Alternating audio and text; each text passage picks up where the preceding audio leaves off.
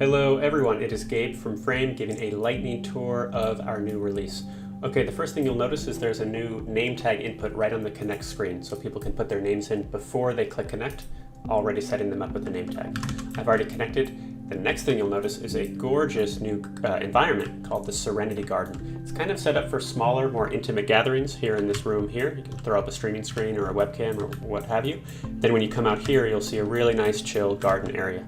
Now, if you look closely, you will see the lily pads and some butterflies actually floating around. This is a new feature. If you upload environments to Frame that have baked animations on them, we'll actually play those animations. Now, on the topic of animations, you can also turn on edit mode and click on a 3D model or an image or an effect system and rotate them, like you see these rotating now. You can pick the axis that they rotate on and the speed at which they rotate. This smoky one here is kind of polluting my space. I'm going to move the smoke over there, but you can see it's actually spinning around too, and so is this image. That's a fun feature. A little bit more practical, potentially for some of you, is a feature where you can set an image so that it always faces the camera no matter where the user is in this space. So you see the Frame logo is kind of looking at me, and it's still looking at me even while I'm over here. It's a cool feature.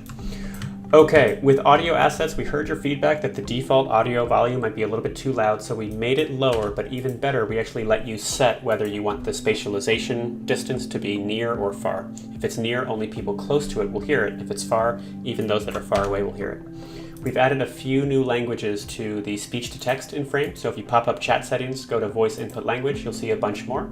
Friendly reminder that combined with translation, you can actually have dynamic real-time translation in Frame. Speech-to-text, translation. Okay, we also fixed a bunch of bugs, and I think that's mostly it. If someone's speaking, you will see up at the top center, you'll see a little banner that lets you know who is speaking. Okay, that's the lightning round. Check out our blog post. Of course, check out Frame, and let me know if you have any questions or if you'd like a personal tour. Good luck.